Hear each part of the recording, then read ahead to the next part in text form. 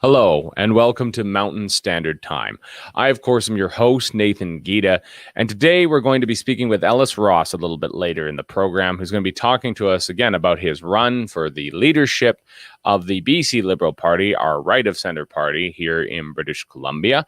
And, well, a little bit before that, we're going to talk about just kind of the nature of the travel restrictions and that sort of thing as well. Hopefully, Ellis can give us his read on that situation.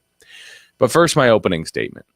So, in case you didn't know, I was away this last little weekend. I blogged about that or wrote for it for the Western Standard as in my column. I talked about traveling in British Columbia during the travel restrictions.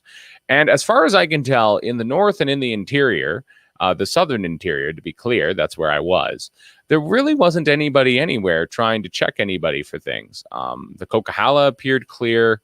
Everything outside or beyond hope, as people in the Lower Mainland like to say, appeared to be just fine. Do comment and just put forward your concerns or anything throughout the program. Maybe you did, pardon me, maybe you did experience a road stoppage or a random check, especially if you're from the island. I could imagine that from the island, you might have experienced that. So if you were going to or from the island over the weekend, or you were anywhere in the lower mainland, good morning to you, Daniel. We're interested in hearing your story. But back to the case at hand. So while I was traveling, it just kind of occurred to me that, again, we live in two parallel realities. So for some of us, we've just kind of gotten so tired of what's happened with COVID that we're just moving on with life. You know, they've had 15 months to fix this problem. They still can't figure out how to deliver the vaccine and everything else. And again, as I've stated before, I am not inclined to take the vaccine. And basically, we're still here. We're still here. It's been taking forever, and we're still here, and nothing has really changed. So a few people are still kind of huddled at home, and they're very worried and they're very afraid. And I'm again, this isn't to dismiss the nature of the virus itself, but the problem remains that the rest of us are all sitting here wondering, well, when is life going to start again, and how do we move forward again? And as I've written a couple of times now, the idea that my very right to travel had been suspended within my own country to another country, that's what you have a passport for. And you could even argue maybe into the remotest communities where they really believe if something goes wrong, they have no access to healthcare. They'd have to medevac everybody out of there with a twin otter, bouncing along on its bush tires along the shore, which is literally how some supplies make it into the far north where I was last year, actually exactly a year ago. I arrived in Churchill on May 5th. After a long journey, after getting laid off due to COVID. That was a whole thing. But the point that I'm trying to draw here is that if you could reasonably surmise that maybe borders might be closed between countries, and you could reasonably surmise that in the most remote areas of your country, maybe people might take it of themselves, of their own volition, or at least as a kind of courtesy. Well, maybe I won't go into that part of the country because I don't think I have the virus, but I'm going to treat people with respect. But down the main corridors, where regardless of whether you stop foot traffic or consumer traffic or residential traffic and only allow corporate traffic through and logistical traffic through, the truth of the matter is the amount of people that are shifting around through the main corridors makes them a lost cause for attempting to shut them down. The virus is going to get through there somehow, even if it's hiding inside of a container that is being used to transport goods, services, or food. So the point that I'm trying to draw here is that you'd think that of all things, maybe there'd be these cautionary measures. Please don't hug grandma, please wash your hands more, and please don't. If you think you might be ill, do not go into the most remote parts of. Don't go into the most remote parts of this country, and that's fair. There's some fair arguments to be had there as a precautionary measure, pure prudential cautionary measure. But then out of nowhere, the Horgan government, along with Bonnie Henry, everybody's favorite school marm, Dr. Bonnie Henry, tells us that they're going to shut down the highways. or they were going to attempt to anyways, or they're going to start monitoring them. They're going to see who's going where and who's doing what, and that's what's going to change. So I think that we need to be very clear about how that went. I was on the highway. I traveled around. I saw a few cops here, there, and everywhere, and none of those Mounties stopped me or stopped anybody else. I didn't see any evidence of it outside of people doing, speeding or whatever. And they were obviously pulled over on the side of the road for speeding because there was no check stop. There was nothing to demarcate that they were doing this to ensure that, well, that you weren't traveling unessentially. And that's something else that kind of hit me. So I wrote about that this weekend as well. The fact of the matter is that apparently there was a way to get out of these situations if the cops pulled you over. And the way that you got out of the situation was that you simply said, I'm traveling for an essential reason. And so you just kind of reasoned your way through that, whatever that might be. I need to visit this person. I'm traveling for work. I have to transport these goods or services because of these reasons. And that was it. That was all you had to do. So apparently even the cops were essentially giving away the answer of the get out of jail free card. And not having to be detained due to COVID or fined due to COVID. It was all very bizarre. It really felt like I was just traveling at any other time in history, of my time as a young person. Well, now an adult.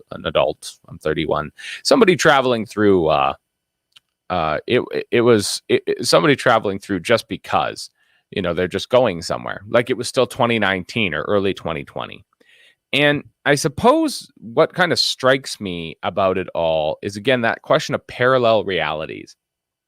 We're living in a time where people are literally living two forms of life. And either everybody is doing it, but in the extremes, people actually believe it, right? So everybody is basically faking it, right? They're all faking it. Like, because if anybody really believed that we were this susceptible to the virus, if it was the deadliest thing in the world, then no one would go outside, right? It's like the old problem with women being assaulted on university campuses. I know that's a touchy topic to be bringing up here, but we all know, any of us who hasn't been drinking the politically correct Kool-Aid, that it was impossible for the number to be 1 in 5. It couldn't be that. That wasn't possible. It made no sense. They've been tossing around the number 1 in 5 since the 80s, which was motivated politically, right? Or somebody who was motivated politically to say this.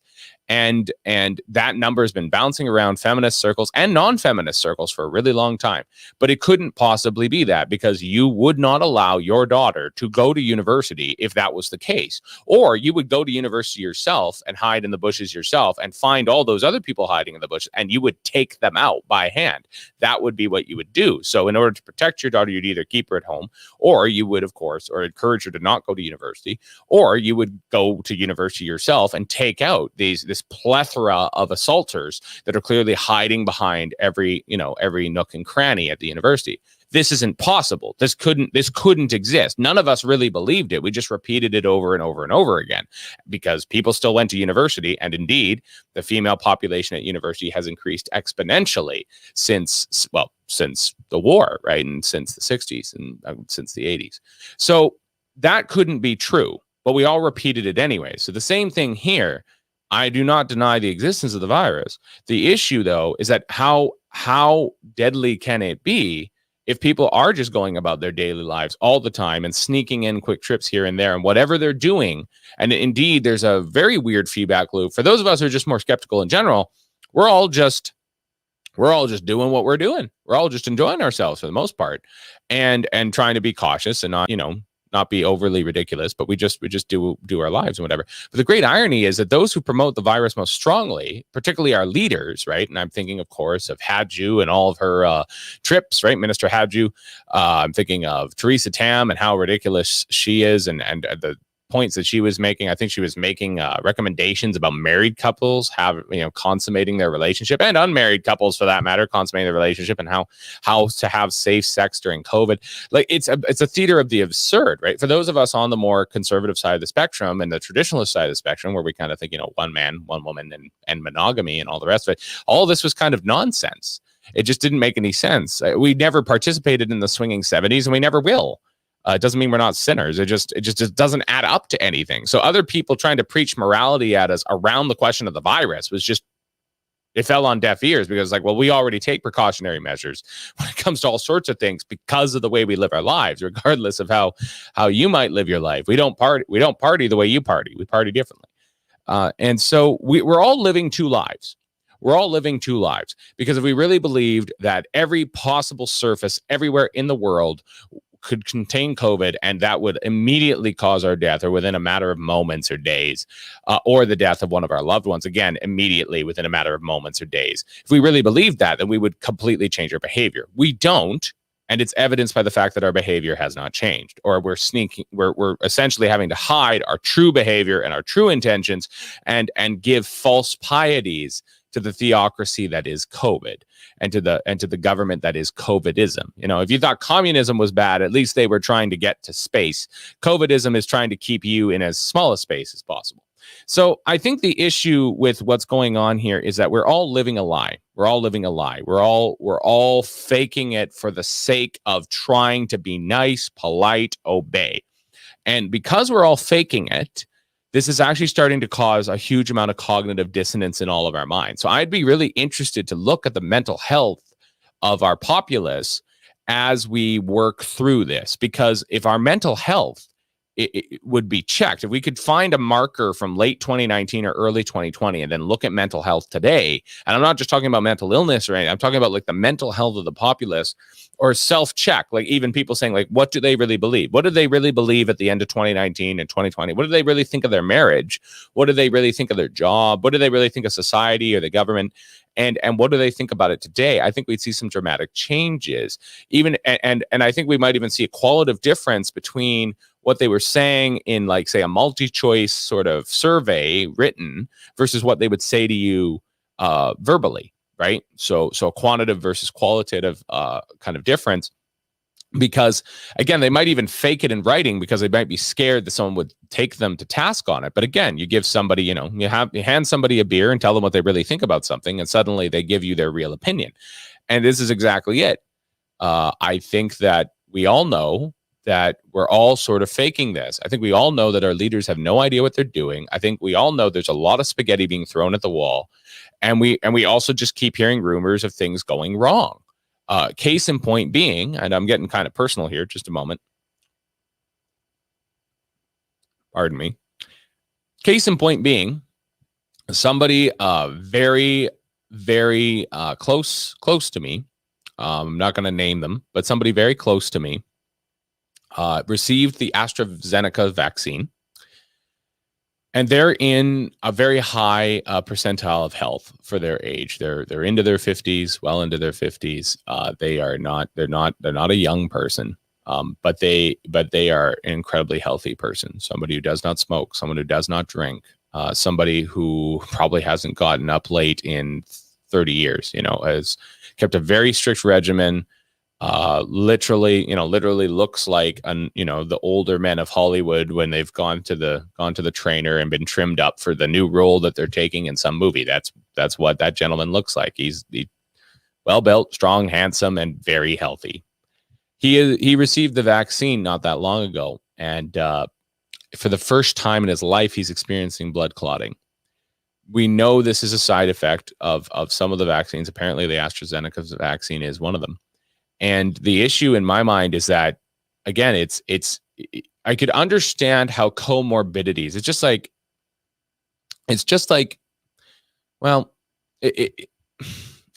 how when we talk about the deaths from COVID and everything else,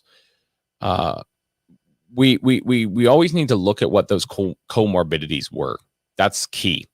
If we don't have the comorbidity thing figured out, we're going to be missing something.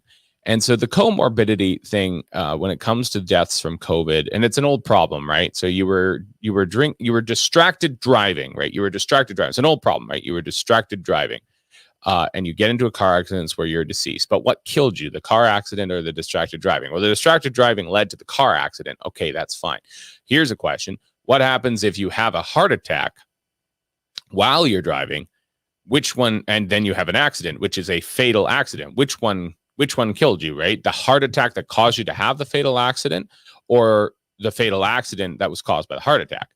And this is the old chicken and the egg problem. So I want to be clear that I'm very aware that comorbidities and all the rest of it are just all over the top, right? We don't know, like even a mild flu is infinitely worse for someone with comorbidities like diabetes or things that are wrong with their heart and everything else. So we want to be very clear about that. Okay. However, when you have the exact opposite effect, so now you have the curative property, right? The vaccine, which is supposed to be preventative. It's not curative, it's preventative. So you have this vaccine and you're giving it to people, and you're giving it to people in humongous doses, right? Huge populations, very, very quickly. And you don't know what all the mal-effects might be, but you're trying to stay in the bell curve, and you figure that, okay, there might be some problems over here, there might be some problems over there, and in the middle of it, it's going to be fine. Well, that's how we do all medicine. Okay, all medicine's mass-produced. All medicine has a bell curve. That's life. Okay, I can even get behind that. But just like how, I guess when I was smoking, it's always used the same excuse, right? You go to light one up, so it says, it's not good for you. I'm like, yeah, well, and there's triathletes who die from heart attacks. So whatever, puff, puff. And we all make these cynical remarks. But again, if we were to invert that and try and make it in the most charitable light possible from the other direction, let's be honest with ourselves. This person is as healthy as it gets. Okay. This person is as healthy as it gets, in their 50s, very well built, extremely healthy, competitive squash, everything else, literally suffering from blood clots for the first time in their life, to the point where they're having to go to emerge and they're living in pain right now. I don't know what's going to result from it. I need to be praying for this person. They're very close to me.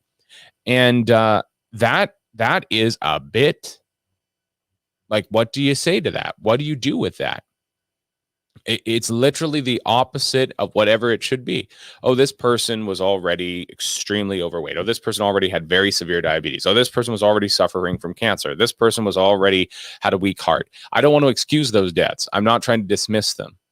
Every death is a tragedy. But ultimately, we would make those arguments about them, right? We would say that about everything. We would say that we rationalize everything. Somebody has a miscarriage. Well, like, we talk about weight, we talk about health, we'll talk about there being a history of it in the family, for that matter, right? Like, there are all sorts of rationalizations. So even for the worst tragedy ever, we rationalize things. So what about the opposite? What about when it's literally the opposite? It's not. It's an inversion. It's not that people might even have, maybe they shouldn't have smoked. Maybe they should have gone for a run. It's like, well, no, this person doesn't smoke, and they go for runs all the time. They're extremely well built. They're extremely healthy. They're suffering from blood clots. How much more so people who are not nearly as healthy as he is? I don't know what to say. I never thought,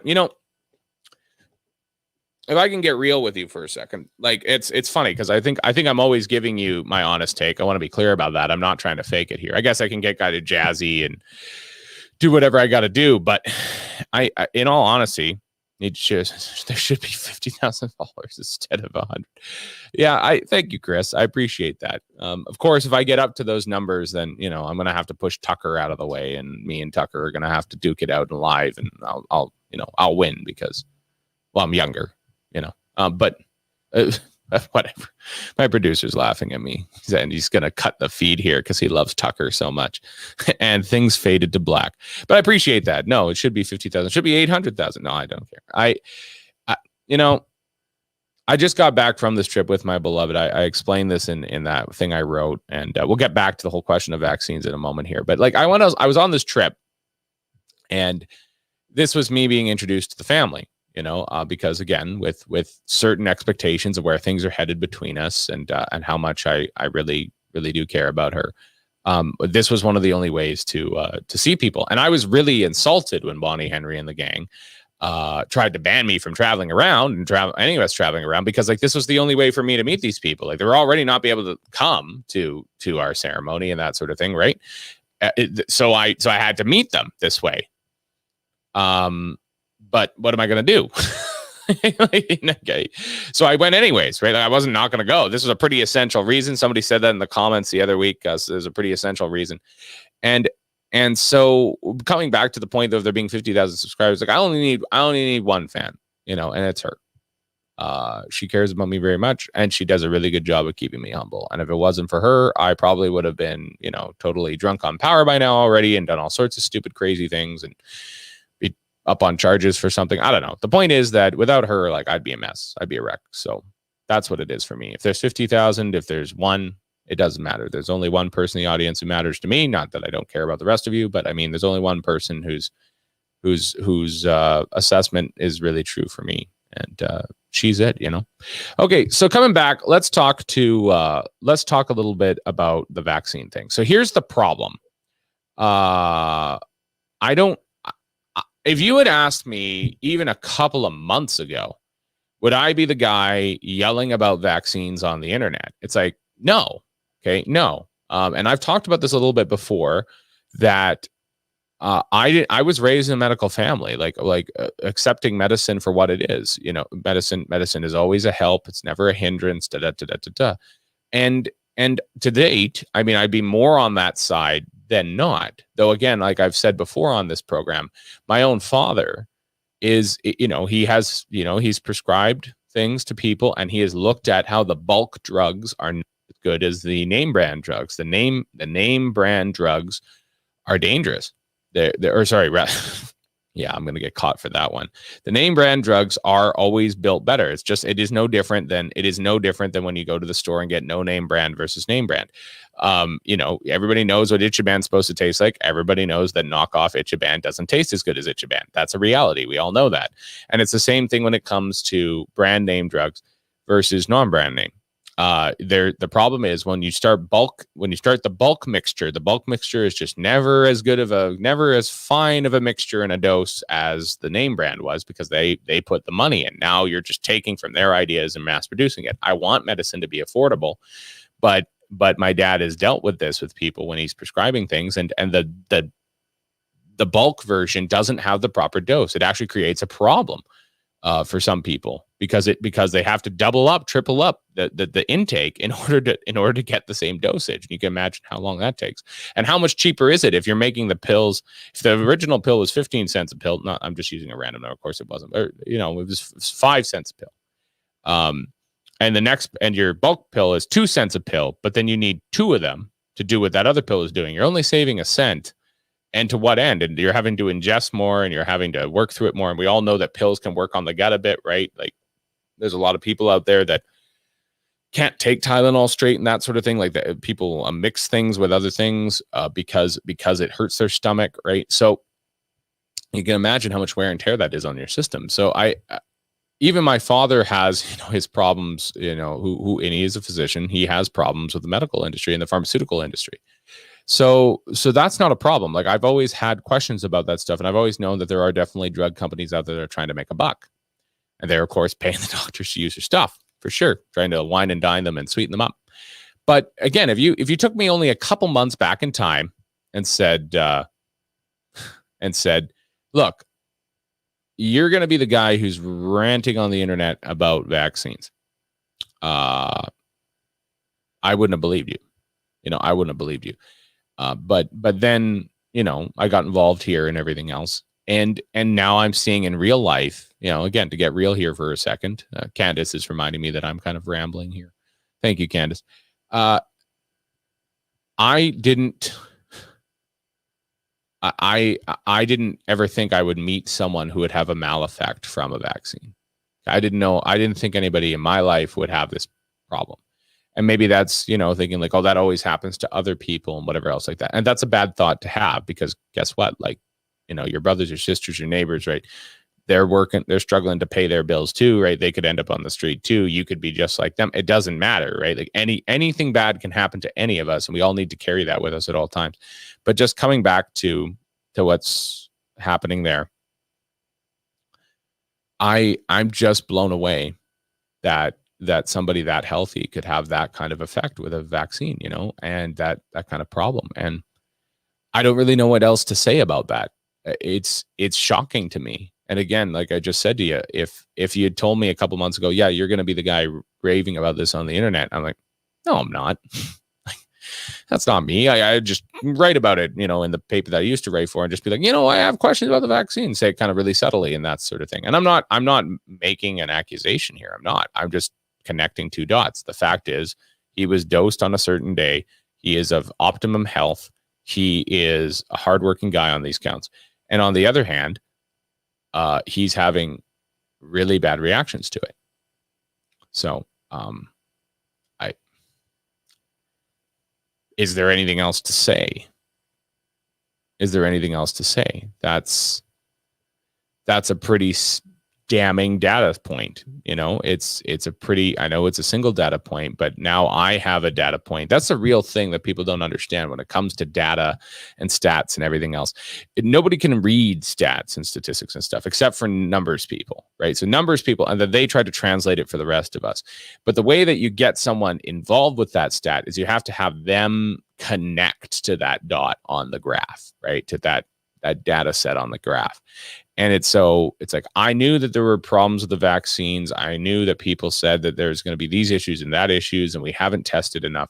I had never intended to get the vaccine anyways, so I wasn't really worried about it. And I kind of assumed that nobody else was going to bother getting it either. I was always kind of surprised that people were going to bother getting it unless they were super vulnerable, like well north of 70 or into their 80s and have other health complicating factors.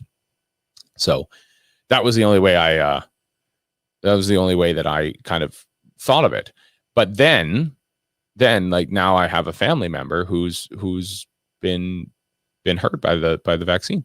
And I'm just sitting there going, wow, like I never thought that would happen. I never thought that this would occur. So I'm just throwing it out there for people.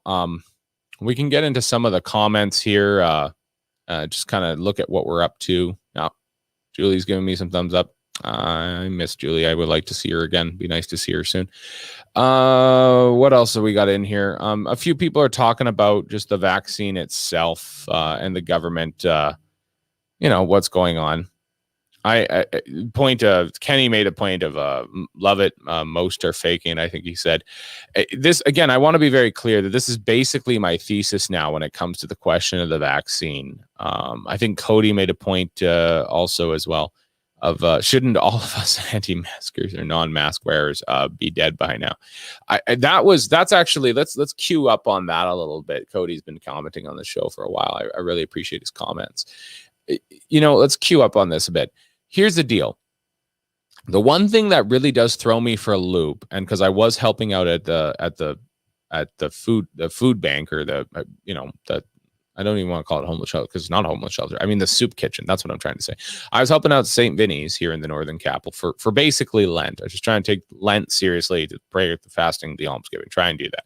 And it was really fruitful. And so again, anybody, regardless of your belief, if you're ever trying to get recentered, like take those 3 things to heart and do them because it works. It really, really helped me get back on top of things.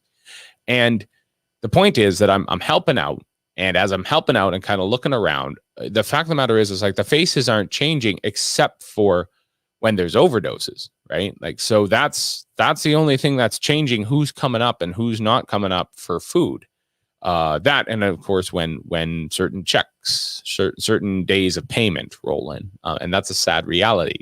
That we have certain welfare items in our society. I'm not saying I'm against welfare, but the fact of the matter is that there are certain things where there are certain days of the week, certain days of the month where people get paid something from somewhere by some agency, and suddenly they're off doing whatever they're doing. Unfortunately, some of it is binging, and we don't see them for a couple of days. And sometimes I would say it's probably the time we never see them again because they've been handed a bunch of cash and then they go and spend it on something they shouldn't, and they don't come back.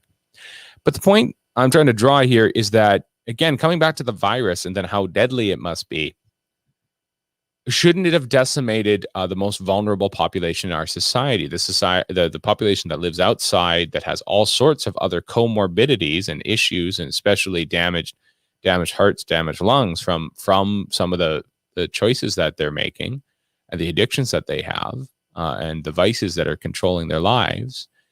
Shouldn't that group of people be the most? Shouldn't they have been the most affected, and we should have them as the highest mortality rate? Well, where's the evidence for that? I don't see it. And that's the other problem. What does that mean? If that demographic of people was to be the most vulnerable, that's what we say about everything else. It didn't seem to affect them, as far as I can tell. I don't have any evidence anywhere, whether it's a reactionary news story or some data driven news column somewhere, news report, that says, look, these are the 2,000 people in Canada who are from vulnerable demographics, particularly around homelessness and addiction, and they clearly are a direct result of COVID. This is how they died. And I've not seen that data, and that's kind of something to note. And I think we got to note that and start figuring that out, because again, this is the most vulnerable part of society, and yet even they weren't as malaffected by the virus. So that's I need to know what's going on there. We're gonna go through some more comments here. Let's see. Apparently, there's been some new comments. Scroll down. It is highly unethical, the government doing. Yeah, let's we'll click on. We got, of course, the Albertan coming back in here. You know, even if the vaccine is 100% safe and effective, the Albertan's been a constant commenter for us since we started, I think. And if we assume it is perfect, it is highly unethical what the government is doing with dosage schedules and promotion. I agree that the government cannot impose this on people. And this is an old argument. This is actually really, really hard. This is really hard. Okay. So again, raised in a medical family, was given all of my vaccines as a child. Like, that's not a question. But it was, I remember this being an ethical question, right? In like Law 12 and that sort of thing. What are you supposed to do? So somebody has a religious objection to a vaccine, and but I mean, it'll leave their child vulnerable. Like, what do you do about that? I don't know. That is a difficult question. I do believe that a religious exemption to things trumps just about everything else, except for maybe taxes. And even there, the church doesn't get taxed, not its land and stuff, in the same way the rest of us get taxed. And that's all churches, all houses of worship in Canada and throughout the Western world for the most part.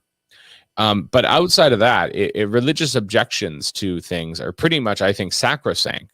And that comes somewhat from not just my Catholic background that I converted, but from my Mennonite background, because conscientious objection is a pretty big deal in the Mennonite world, as many of us prairie friends who are listening to this program would know. Conscientious objection is a big deal. So if I have a conscientious objection to the vaccine, which I do to this vaccine, I'll tell you, I don't think that I need it. I don't want it, and I'd like to move on. And to the point where, I really hope they don't want COVID passports, because I think that's really, really wrong. I think it's wrong to have this kind of influence in our society. People need to make their own choices about the vaccine, and they can't be coerced into it. Next, they're going to be withholding your tax return because you didn't take your vaccine. I have a problem with that. I think that's wrong. But this is just it. Even if it was 100% safe and 100% effective, we can't let that be the thing that keeps us going. We're going to roll down here a little bit more. Let's see here.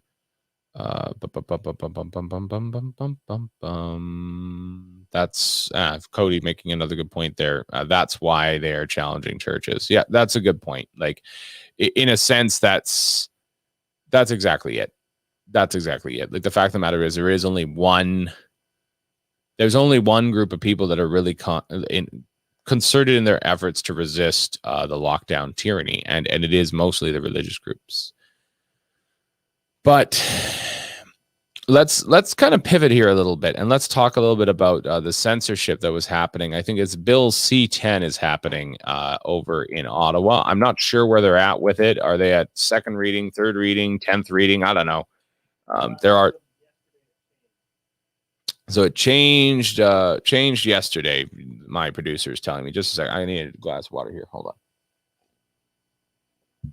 Okay. So the Fed's plan, let's see. I'm going to share a screen here and get some Chrome tab. Okay, here we go. Fed's plan changed to Bill C-10 to make it crystal clear social media uploads won't be regulated. Yeah, right. I can't even get through that with a straight face. Sorry. Yeah. Right. Oh, yeah. Just tell us where your guns are. Don't worry, we won't use this for later. The government is bringing forward an amendment to make it crystal clear that content individual users upload to social media sites like YouTube and Instagram won't be regulated by Bill C-10, according to Heritage Minister Stephen Gilbert, whatever. Here's the point. That's not true. that's a lie. If it's just as somebody might tell you, it's totally fine for you to do this and the other thing. Don't worry, I won't make any notes of it and submit it to the police. It's like, no, that's just nonsense. One of the things I'd like to clarify here too for me is that how come that's okay? How come they're going to regulate that, but I mean, are they going to regulate all the TikTok videos that are like almost pornographic and are being uploaded by people who are underage? Like, are they going to enforce those rules, and let alone everything else? And whatever happened with the bust that happened with the Canadian company, everybody forgets this. Canadian company owns Pornhub or is a major share in it. So the pornography industry, the single largest pornography industry, and in fact, I think the most visited site in the world, even beyond the social medias, because I think, it's just like, you can sell everything, or you can sell just the hard drugs. Well, the hard drugs guy, he probably gets more business than the guy who sells everything.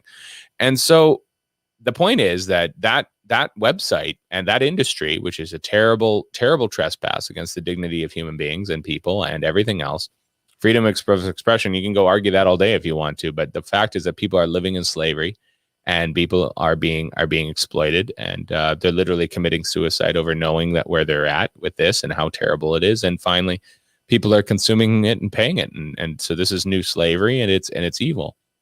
The point is that I never found out what happened with the rest of the investigation into Pornhub, but given the amount of money that Pornhub has, they probably paid the right people to make sure that stopped. And then into this, right? So now, somebody who has a question about a vaccine like I do, or somebody else, they're going to get regulated by Bill C-10. But somebody else who decides to make, an amateur hour or some kind of burlesque show, that's going to be uploaded. And again, questions of age or age appropriateness is nothing, right? And the same thing with somebody getting access to it who is underage, because you can lie on the internet all you want about how old you are. It's like, I was born in, 1999, officer. Well, there you go, right? That makes you 22 this year. You're good to go. This isn't a liquor store where you have to present ID and convince a living person across from you that, yeah, I have a right to this liquor and I would like to purchase it. So that throws me for a loop, because the censorship thing does only seem to be one way. And it isn't just us conspiracy theorists or whatever on the side who feel, who feel like we're left out. That we're left in the cold and that we're censored. It's also that for those of us who are social conservatives, it's like the only thing that gets promoted are things that are socially liberal or obscene. And there is no counter argument, and that's problematic. I mean, there is a counter argument. We need to be given the chance to, we need to do that. I think Deanna has a good point here. Deanna Ratzlaff. I remember a Ratzlaff. It was a Caleb Ratzlaff I went to school with. I don't know if there's any relation there, but no, because they're like everything immoral, but heck, can't tell the truth. That gets censored. Good for her. That's a good point. That's a good point. Yeah, right. Fact check censorship on the truth.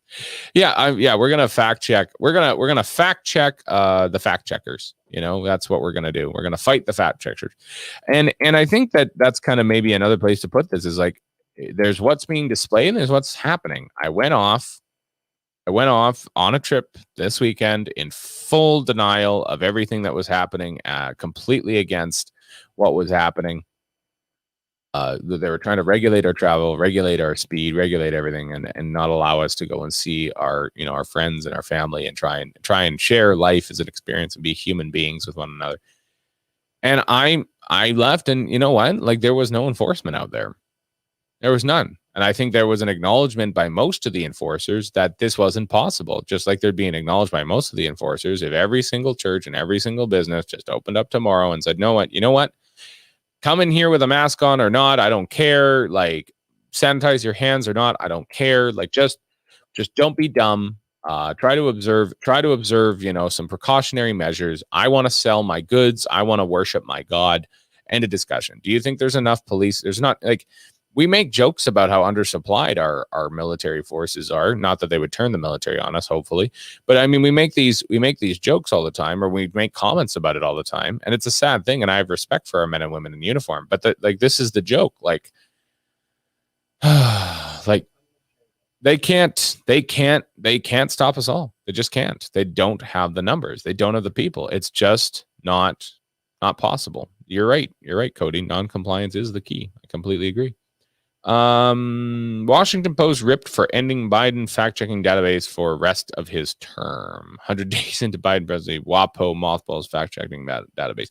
I mean, we live in 1984, but it's worse to a point. It's worse because we've blended Brave New World with 1984. So at least in 1980.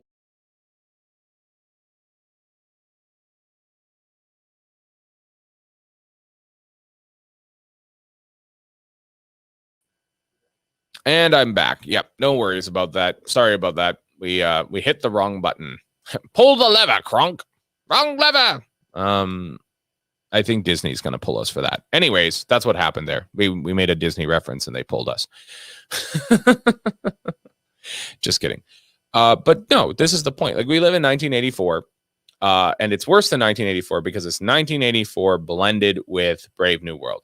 At least in Brave New World and in 1984, respectively, there were things were so dour in 1984 and things were so optimistic, but banal in Brave New World.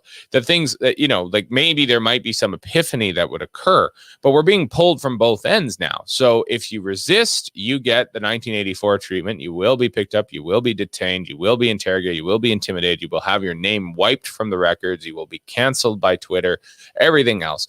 And if you want to go and lose yourself in the bliss and in the nihilism, I mean, except for there not being any Soma, we're here.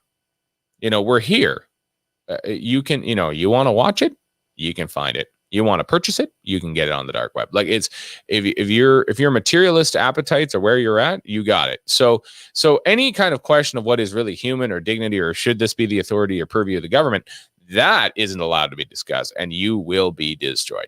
But you want to go and participate in things that are deeply nihilistic and awful and bad for your soul, let alone your body. No, that's totally okay. I don't really know what else to say about that. It's just nonsense. It's nonsense. And actually Henry Porter's got a good point there with blending it with Brazil. Yeah, it's true. It's true. And especially the make work effort of the aspect of what we're a part of that, people are shoving paper around that means nothing. It's the same thing I was telling you before about us all kind of living in the lie. These are unprecedented times. This is unprecedented time. I'm just so concerned about it. I'm anxious about it. I'm worried about it. Meanwhile, it's like, no, you know what? I just want to get out of town and go to the cabin. Like, we're all saying the right things and faking it because what other choice do we have? Otherwise the police come down on us or whatever. And then if you dare to speak the truth, you get hit pretty hard, Diane, don't be too quick to say they're going to try to put the military on us.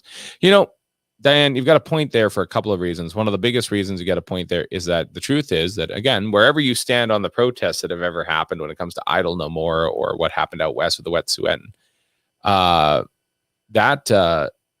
that is true. The army gets sent into all sorts of instances. I mean, obviously that happened with the Mohawk and the standoff that happened in Southern Ontario. So clearly there is a propensity of our government to send in the troops, at least to a point, though so far I think that's never resulted in outright violence, at least not on behalf of the troops. But no, I mean, non-compliance is the key.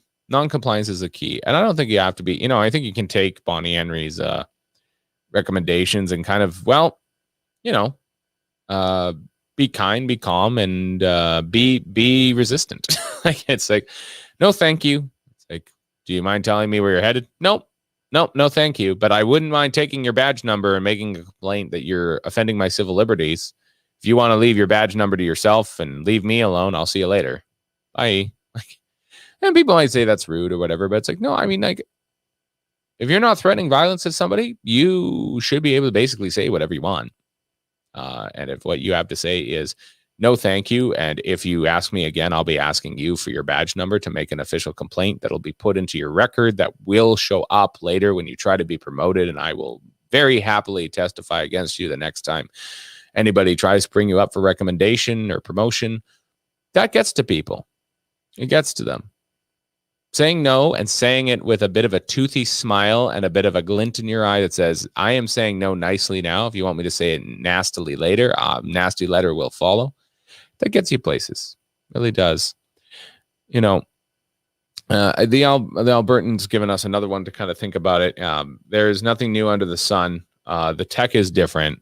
Human nature is the same. Not wrong. You know, again, not wrong. I do believe that human nature is inalterable in the sense that it is always perennial. It's always headed the same way. In my faith, we call that concupiscence. It's not quite the same as depravity. It's something I do differ from a lot of people on. I'm not a Calvinist. Sorry, Calvinists. Fundamentally reject Calvinism and a lot of its tenets, though I do enjoy Jansenism and Manichaeism at times. So that's me being ironic. You can go look all those things up if you want. The point being that I don't believe in total depravity, because that would be nonsense. Because if I believed in total depravity, then I wouldn't be able to trust the thoughts in my own head. So that can't be true.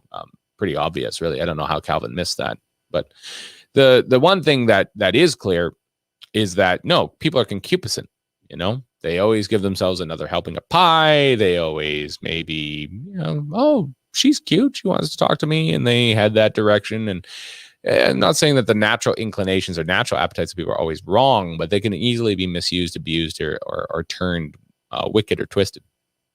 So that's where I stand on that. People can always be trusted to kind of make a self-interested choice. I think it would be probably the easiest place of agreement. We're supposed to have Ellis Ross on here in another few minutes, but as I kind of end my my rambling for the day, or my ranting, my opening statement that's now turning into an hour-long jangled sort of call to action by calling us to resist, I think that the pivot that I would make here is having just experienced going on a trip through BC and seeing that for all of their bluster, it apparently nothing is changing and nothing matters. Apparently, nobody cares. Nobody's going to read the report. Right? They wrote it. And nobody cares. There isn't a cop on every corner. There isn't even a cop at every major intersection, except for catching us for the old reason of speeding. Nothing else. There is no cop out there who's trying to enforce every single COVID rule, at least as far as I can tell, throughout the northern and central and southeastern interior. Where I was, I saw zero enforcement on this count. I saw people wearing masks in and out of stores and that sort of thing. Like, that's all pretty universal. But outside of that, I have seen no one force this to be the way it is, as was delivered by Bonnie Henry and Premier Horgan. So clearly it's not working there. It's not working there. I'm guessing that down in the Lower Mainland, it's a lot stricter. They have more cops anyways, right? They have city police as well. And of course the ferries, right, which are a choke point, right? So how you get on a ferry without being checked or being asked, hey, where are you going? What's going on? Well, there you go. So, and Diane's bringing up the point that the BCRCMP have quietly indicated that they're not interested in enforcement. So that's, we'll bring up that comment. Yep. So that's exactly it. That's exactly it. And that's great. That's great. Like, I've encouraged officers. Again, I have great respect for the uniform, great respect for the institution. I've encouraged them many, many times. Do not enforce this order. This is unconstitutional to begin with. It's immoral. It's beyond unethical. And it's also just a waste of your time. And what are they going to do? That's the thing too. If all the cops don't enforce that particular rule, they can't fire all the cops because they can't hire new ones tomorrow because they have to be trained. So this is something else that's really important. And maybe that's a place to kind of cue all of this up and kind of bring it all back to the center here. And if we all act in solidarity, like, really, it's that simple. If everybody stopped buying sex, if everybody stopped, giving people access to the things that were destroying their lives, if everybody put down their tools and stopped destroying unborn children, if all the cops stopped enforcing laws that made no sense and were dumb and a waste of time, if all the building inspectors, just came out and did a final look around and didn't bother trying to do stop work orders on our secondary residences and not bother with the tennis court down the road, if the entire enforcement structure that we build society on only allowed itself, only allowing themselves to enforce those things that they could actually agree with in conscience, well, then the world would be a better place.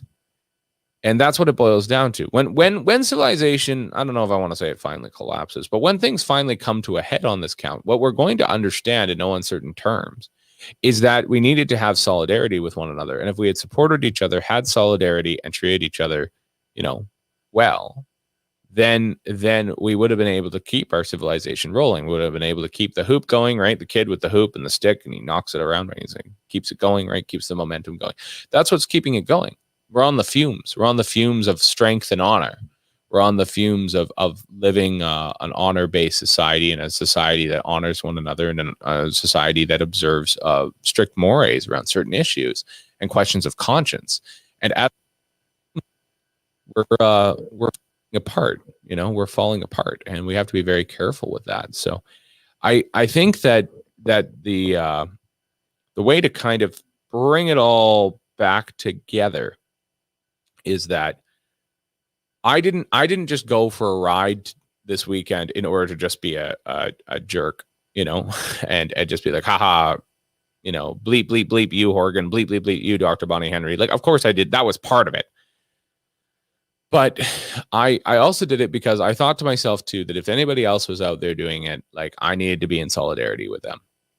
Right? If we all do this together, they can't stop all of us. Right? And it's that over and over and over again. If we all protect the vulnerable together, if we choose not to abuse the vulnerable, and we tell the next person, hey, let's not do this, and the next person says, yeah, I agree with you, and you do that one more person, all of a sudden you have a movement, and the movement is the vulnerable don't get abused anymore, and those who do abuse them are going to be punished. And it's the same thing here, right? If we all just do whatever we want to do and live our lives and do that, don't be imprudent, don't harm people, don't purposely try and put people in harm's way, right? Or spread the virus around or whatever, like, observe proper hygiene and that sort of thing. But outside of that, I think that if we all just have that courtesy and that human element of helping one another, I think that there's something to be said about that. I think, I think that that's the way forward. I don't think that there's a lot of ways forward where we're going to find an institutional change. Our institutions are captured. Bonnie Henry's brain is captured, right? In Dr. Henry's mind, like, she really is saving the world.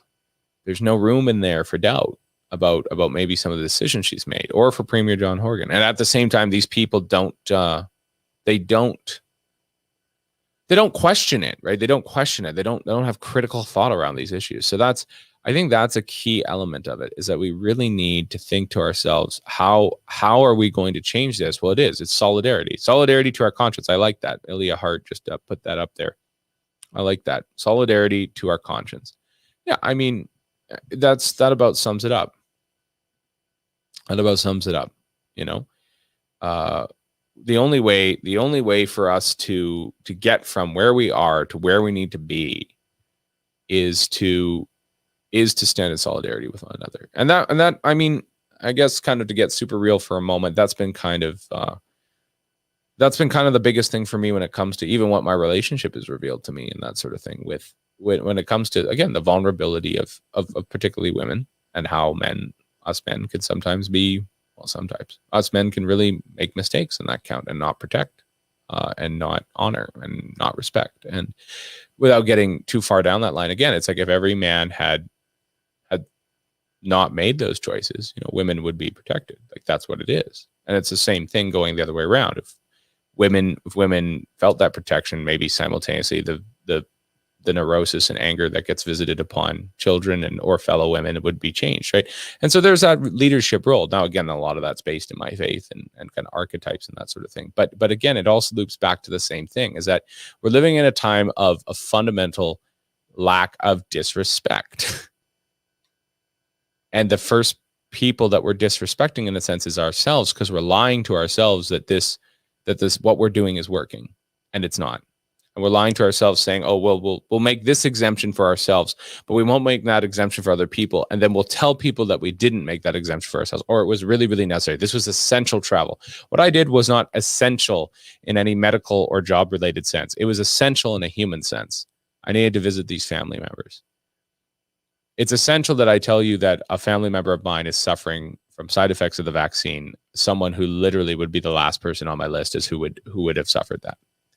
And it's fine. And it is essential that I, as long as we have this platform, and I don't know how long that's going to last, because I could get canceled tomorrow. I've made it through 1 month. So again, if you're watching this right now, month ago was Easter. Our first show was the Tuesday after Easter. I believe that was April 6th at that point. And if you've stuck with us all that time, I'm really, really, really, I'm really thankful.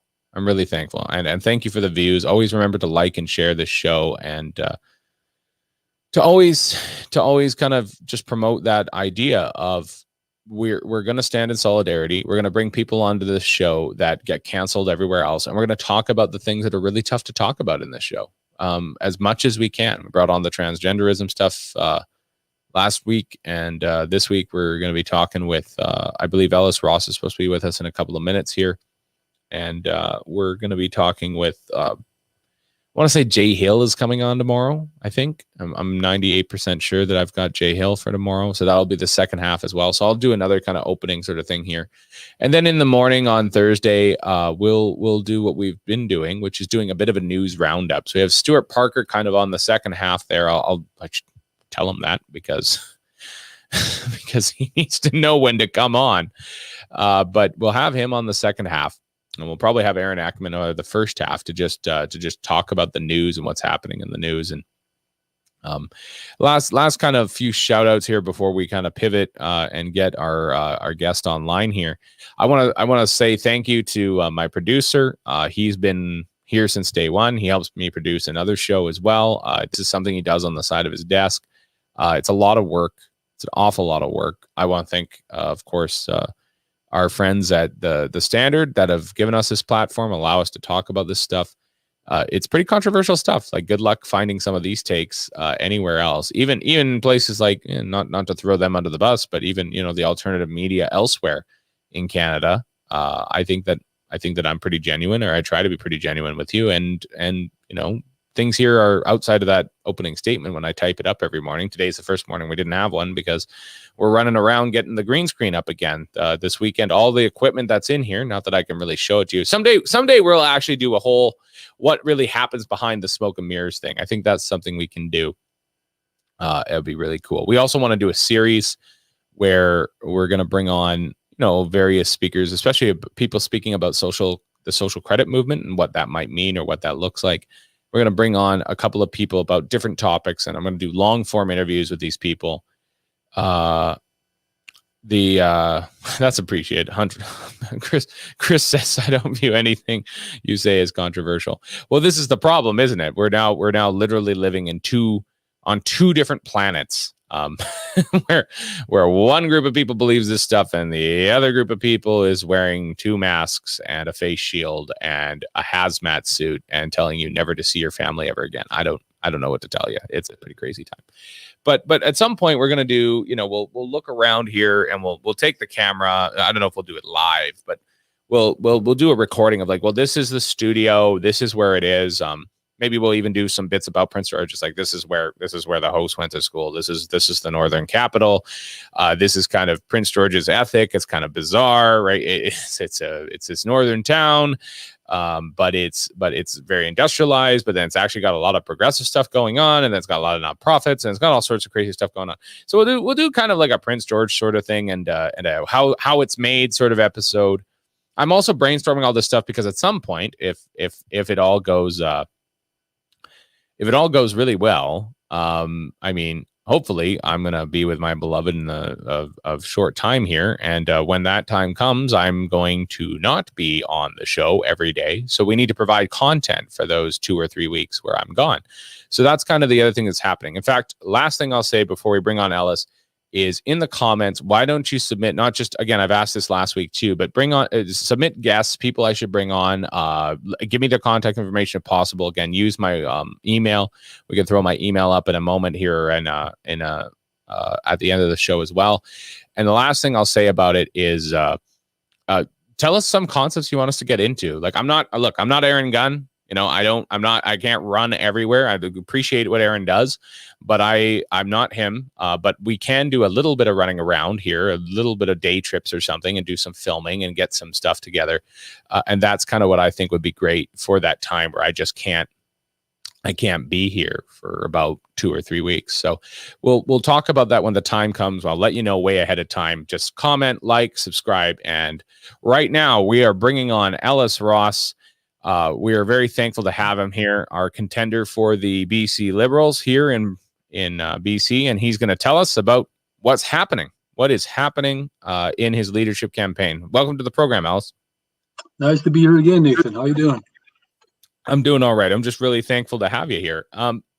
What's your take on kind of what's happening right now in BC? I know there was some travel restriction stuff that was brought down by Premier Horgan. There was some debate about how that was going to be enforced. Some people are saying it's being enforced really strictly in some places. Some people aren't. What do you think is happening when it comes to travel restrictions, Ellis? I'm like everybody else. I don't know what to think because the messaging is so unclear. It's so confusing. I mean, initially they said there was going to be roadblocks, and then maybe there's not going to be roadblocks. And then they went to health authority boundaries, and I don't know. I really don't know what to think about it. I mean, 3/4 of the province was allowed to travel, basically, if you look at the boundary selection, right? And then they tried to keep the people on the island, tried to keep them exclusive to the island, then the Vancouver area. I'm just not sure what to make of it and whether or not it would be effective for that matter. But I think the unclear messaging is really confusing, and I think that's adding to the stress and anxiety of people. I think it is adding to the stress and anxiety of people. Something that's interesting is that this government it's actually a weird kind of moment for them. Like they'll sign UNDRIP or say that that's really important and do all sorts of reconciliation things. But when it came to COVID and a lot of remote reserves were trying to enforce their own travel bans, they got rid of those. But now they're going to bring in their travel bans. What are they saying? Because they got rid of those for some municipalities and for some of the reserves. Well, you think about what they're doing is a response to the pandemic, but everything's been so nonsensical in terms of what this government has been doing. You look back at a time when the BC citizens were actually being conscientious and were saying, yes, we'll stay home to flatten the curve. And it was working. There was no heavy-handed rules. There was no travel restrictions. It was just at the request of the government to people to say, could you at least just stay home and not congregate or, travel? And so we flattened the curve. And then what happens? The BC government called a snap election. And then they started traveling around the province, visiting First Nation communities. And some of the communities that they visited, including mine, had signs, had barricades at the entrance of the village and said, no outsiders allowed, please, to the pandemic. So the messaging, I mean, it's when government sends a message like this to say it's okay to have an election, well, that gets into the psyche of people. Well, if it's okay to have an election, well, maybe it's okay to travel. Maybe it's okay to do this. I mean, the messaging the government has been sending out has been so confusing and so contradicting. I mean, I can see why people are getting so upset. It is very confusing. It's very contradicting. It's hard to know whether you are actually going to be pulled over for just going too fast or apparently because you're carrying the virus. very, very confusing. One of the other things is that it also creates uncertainty in the community when it comes to even business and that sort of thing. If there's going to be travel restrictions, that can change a lot of things when it comes to business and certainty, and when are things going to be delivered, and that as well. Something that's been a struggle too is even the postal service. It's a federal issue, of course, but I mean, even post during with remote communities and stuff, even that's been interrupted by the pandemic. What do you think is the policy prescription, or how could the government be facilitating this better, especially if businesses feel like the rules are changing every day? One day they're allowed to be open, one day it's patios, another day it's takeout only. How do we have to deal with this? Because we're headed into summer and people need to make some money up after what happened last year. Well, I said this before, like especially at the beginning of the pandemic that started about a year ago. You got to take the politicians out of the equation. You do. And this is why I really didn't wade into the fray in terms of adding my own opinion and my own two bits worth, because I'm no expert. I mean, the experts in viruses should have been at the forefront, and we should have went with facts. Mm-hmm. I mean, we had China as an example, we had Italy as an example in terms of what went wrong, and I don't think the facts really followed in this equation. The politicians were trying to play both sides of the fence. How can we put restrictions in without losing popularity? And I think we're paying for it now. No matter how strict they got in the beginning, if it was based on sound science and sound facts, I think people could have accepted that. But now it just seems the rules change from month to month, and I think based on what we know now, there's more information going about getting out there now about COVID and what it really is, including the variants and the effective strategies to combat this. I think now is the perfect time to actually get back to science and facts. The science and facts would be nice, because then people feel like it is very much opinion. They also feel like somehow the rules apply to one group, but they don't apply to another, and they feel that it's very unfair, very unjust. It's interesting. You've mentioned the snap election a couple of times, and I agree with you that it was clearly opportunistic. Do you think that the NDP would have won if they had waited for when they're supposed to have had the election? I think they would have, right? I think they would have, because I think people understood, the situation we were in, and everybody argued. Everybody argued against the rationale for a snap election. Everybody except for the BC NDP. I mean, even the Greens didn't want an election. I mean, it just didn't make any sense. I mean, here you are restricting business, you're restricting everybody else. You're talking about how bad this is, a crisis and everything. And what do? You call a snap election, an optional snap election. And that's politics. But my biggest concern was, what kind of a message did you send to British Columbians by just just calling a snap election? I'm thinking a lot of people thought, well, if the government thinks it's okay to get out there and travel and do things again in the public, well, maybe it's okay for me to do stuff.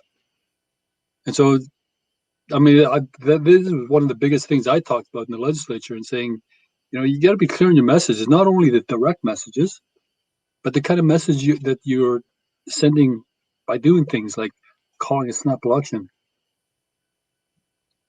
With the snap election, obviously the BC NDP gained their majority. They attempted to pass a bunch of legislation right at the end of that legislative session, or rather into Christmas. There was some filibustering, or forcing them to take every question period and get through it, which was good. I think that was important to keep the government to account.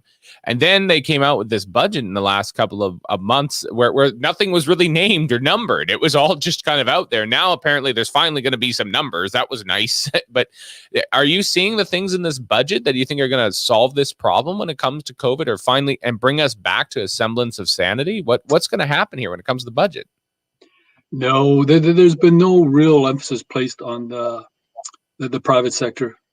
There's been no real significant help to the small guy, the small business guy, and we see it. A lot of these businesses that couldn't make their rent, for example, just had to close shop. Now the big box stores are still doing well today. The bigger chain restaurants, the franchise, they're still doing okay. But the smaller businesses, and that's what basically makes up our smaller communities, they just couldn't get through it. And there's a lot that could have gone into a budget and a throne speech for that matter. When you look at what other governments and jurisdictions are doing around the world, they're actually going to start competing for those investment dollars to go into their economy. They're not just going to rely on taxpayers' dollars like what the BC NDP are doing. I mean, the NDP in the last 4 years, with or without a pandemic, the BC NDP actually created 23 new taxes in BC, new and raised taxes, but they did nothing to stimulate the economy. Sooner or later, that tax base is going to dry up. You can't you can't keep taxing the taxpayer without looking at the economy to actually boost it up. I mean, it's just a well that's going to run dry pretty quick. There's been an increase in spending. There's been an increase in taxes. There's been talks of new programs and not any efficiencies. Like even again, wherever anybody stands, let's say even universal basic income, the idea that maybe a bunch of departments would be turned into one department, right, create some efficiencies and deliver money quicker or something, whatever. The point is that all of that's gone out the window. So none of the efficiencies, all of the spending, is that sustainable? Can we continue down this road as British Columbians? No, I mean deficits. I mean it's nobody seems to be talking about the amount of deficits that the governments are incurring, and everybody understood. One of the best ways to get out of some type of economic crisis is to do spending in terms of infrastructure. That's understood. But at the same time, if your economy is actually going the opposite way, going down, that deficit is going to become unmanageable. And that deficit actually turns into debt. I mean, the government's going to have to go out and they're going to have to borrow $8.1 billion for this year's deficit. And they're going to have to pay interest on that debt. Now, right now, they've been living on a AAA credit rating that was actually developed, that was put in place and earned by the BC Liberals.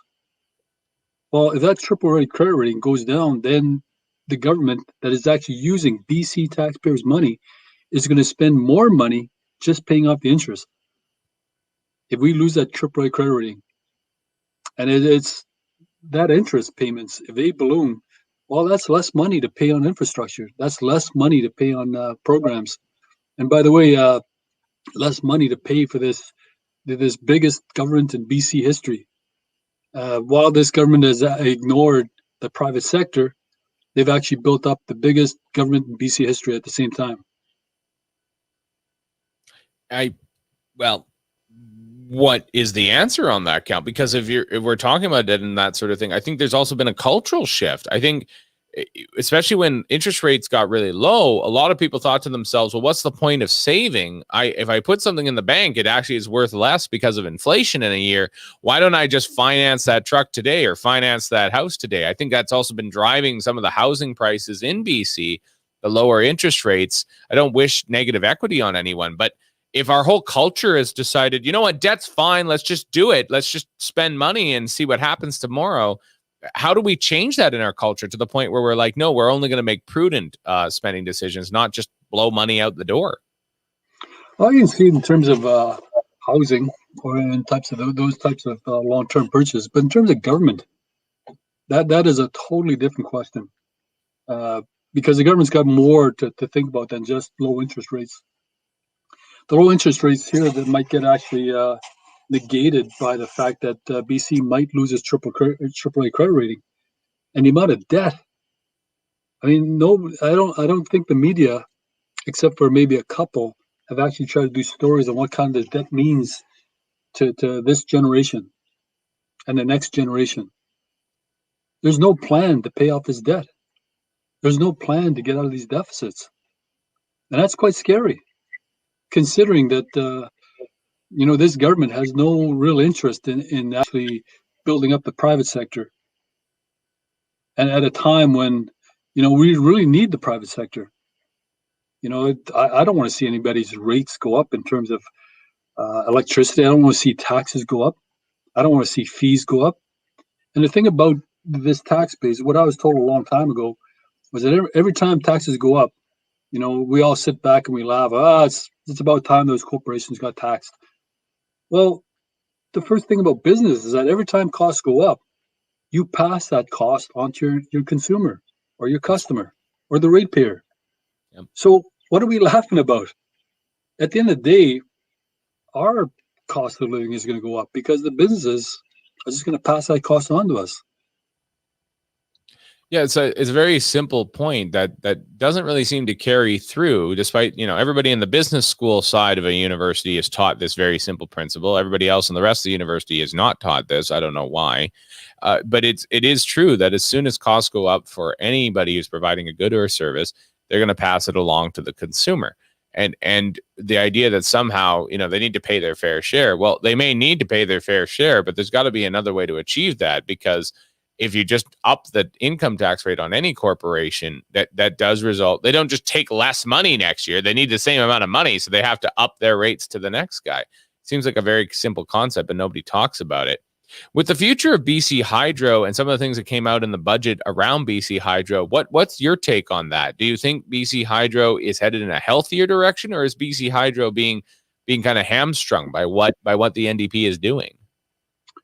Well, the biggest project was Site C, and there was anticipation back in the day that the electricity demand would go up, and there's still that anticipation. And with all the excitement around electric cars and electrifying our economy, with what the public wanted, you're going to have to come up with some type of sustainable, reliable, affordable solution.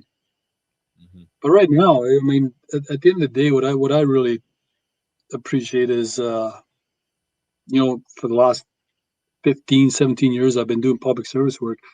The best thing I've thought about in terms of policy was just be open and transparent. That's all you got to be. If it's good news, it's bad news. And it's the idea that this government actually knew about some of the deficiencies in the Site C project 2 years ago, but kept that quiet until after the election. And that's not open and transparent. That's not actually good governance. So where we're heading, I think we got a long way to go in terms of what we need to electrify our future.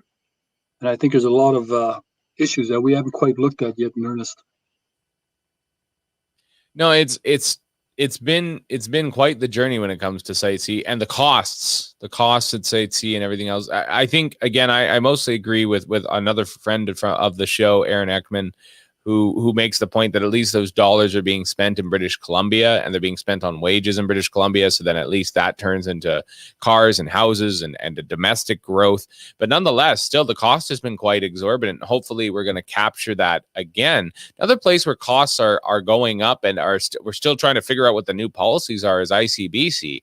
A lot of rural people feel like they don't get their fair share when it comes to ICBC, or they're denied their claims, or the new rules around ICBC are getting kind of tough, and you have to hire a lawyer for the simplest thing. What do you think is happening with ICBC when it comes to the NDP government? Well, they're trying to paint a rosy picture for, of course. They actually gave rebates, just to soften the blow that many people are predicting is going to be quite high. I got a $2 rebate a couple weeks ago. My wife, I think she got over $100 for hers. But there doesn't seem to be any answer in terms of the disparity, in terms of the amounts that are coming back to people. But you know what? I learned a long time ago, especially in my council work, that government should not get involved in business. Yeah, they can get involved with utilities, but once you start treating it as a business, money coming in, money going out, government's not good at that. The governments are a blend of politicians, right, and policymakers. That's what they are. And so I really like the idea of bringing in competition for ICBC. Give the ratepayer a choice, and we can look at all the different jurisdictions around the world and say, okay, how did it work out for you? Did it become affordable? I think the politics of ICBC has actually just clouded the picture.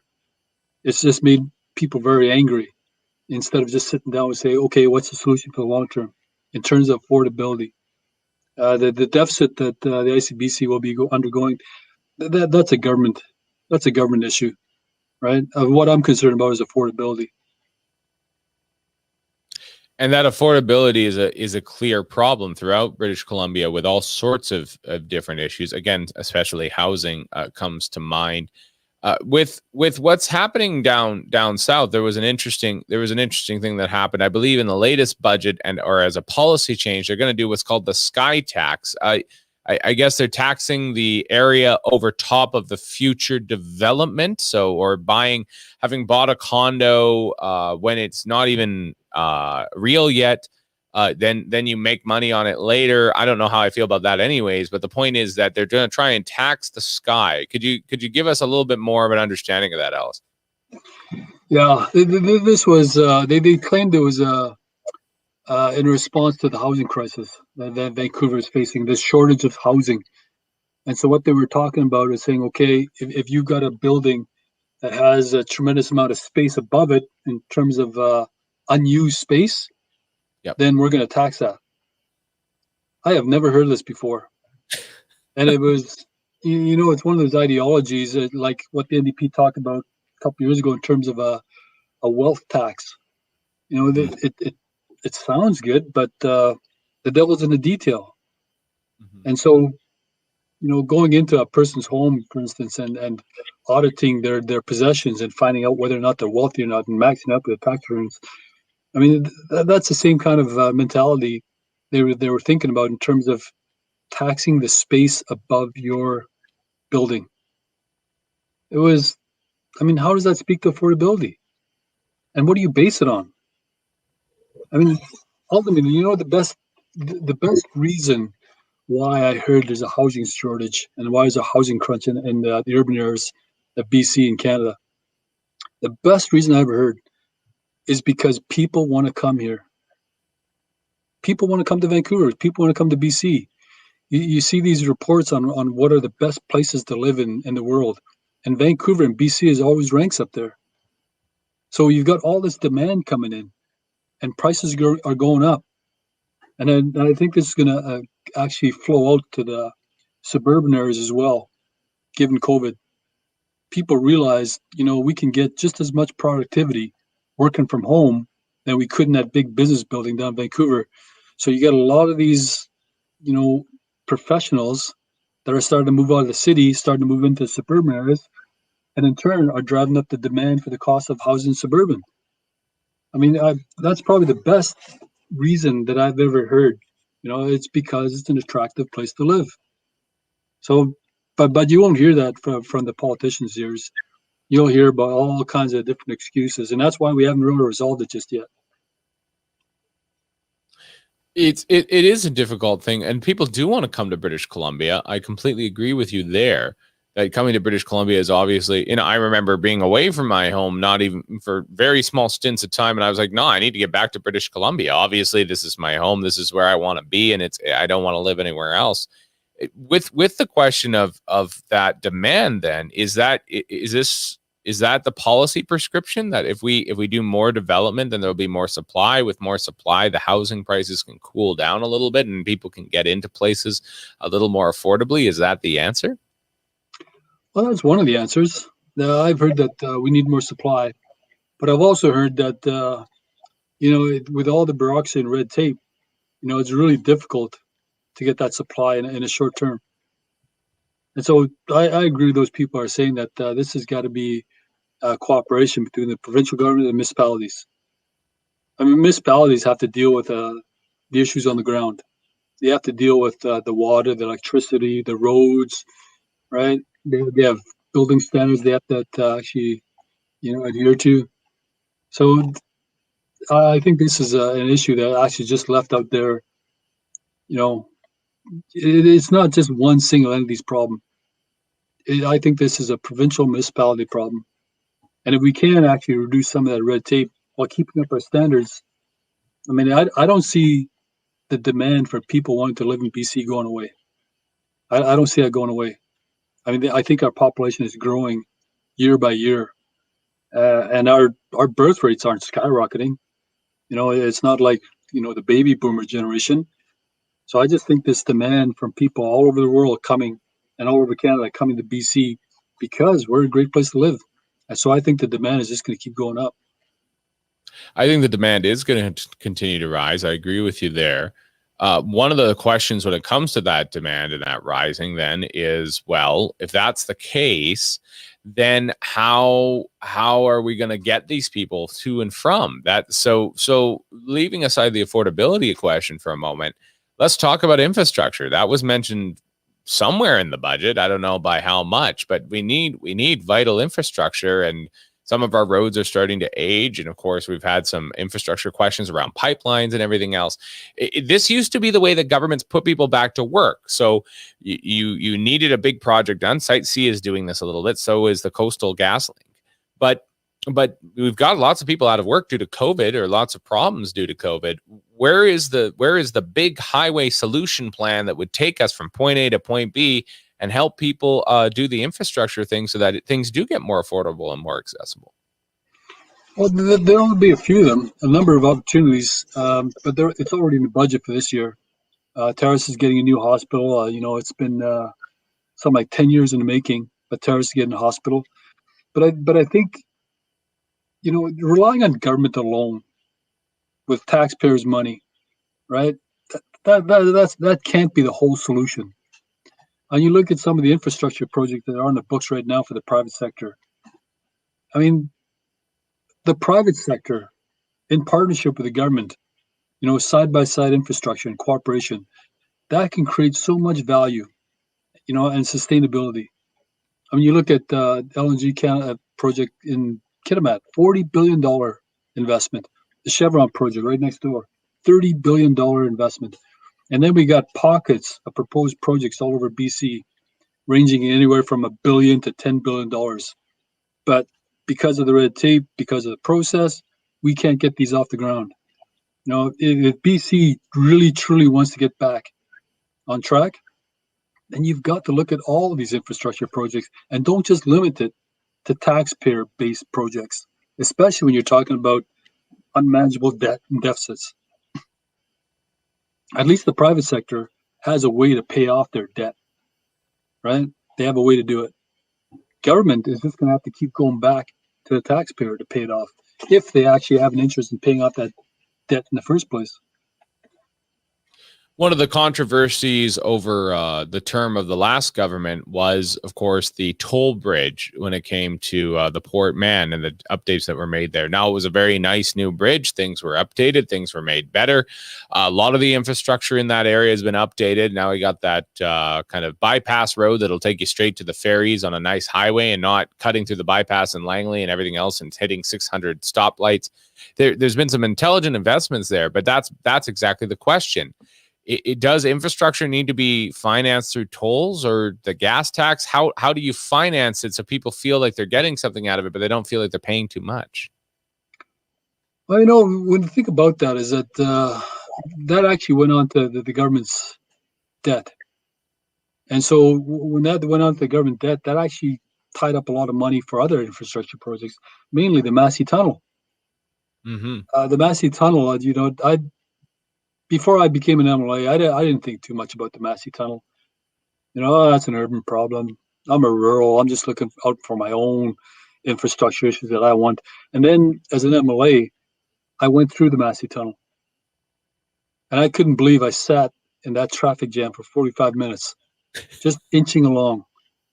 And even when I was sitting inside the Massey Tunnel, and then I started to realize what people were complaining about and saying, well, what if this thing breaks down?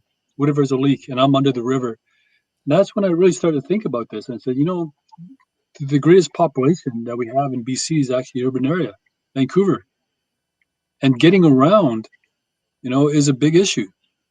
Not just in terms of, tolls and bridges and Massey Tunnel and whatnot, but the politics have actually set the goalpost, so far apart in terms of infrastructure.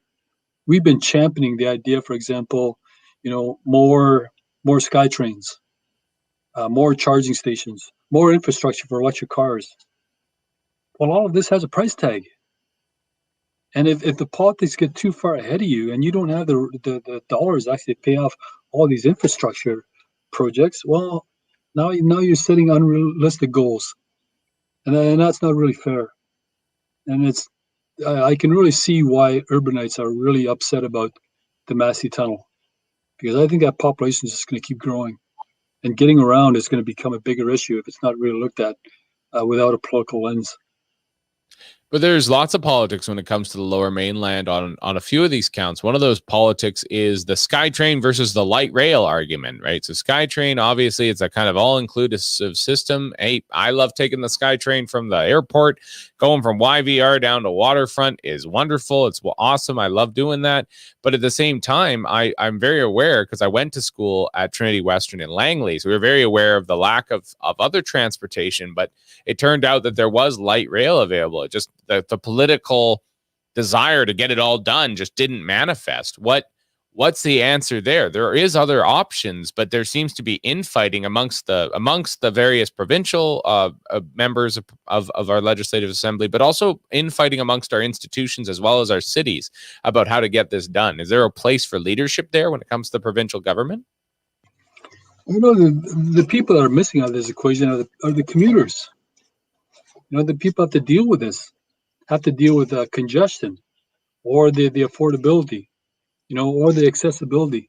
I had an interesting meeting a couple of months ago, and it was this business person that said, there's got to be some foresight when you're thinking about the transportation network within Vancouver. And what he told me was, most of the Vancouver building offices in downtown Vancouver are vacated. They're empty. I mean, some of them, more than 3/4 are empty. And so he pointed out his own building. He said, I used to have a whole floor myself, and we'd have like 40 people there. Now we have like 2 people there. All the rest of us work from all over the world, wherever we are. And this trend is most likely to keep up. And so he couldn't understand why there was so much commitment in terms of building up this billion-dollar infrastructure into the downtown Vancouver core, when really a lot of those business people are moving out. So you can have a number of different issues here. How do you fill up that empty office space when those business people aren't there anymore? I mean, it's a great opportunity, I think, in terms of affordability and in terms of living space. But this is something I never heard before. And I think government, part of their job should be looking into the future, a realistic future in terms of what's really happening on the ground. And so there's a lot that goes into these discussions when you're talking about, multi-billion-dollar projects, especially when we're talking about transportation. And speaking of transportation, there's one.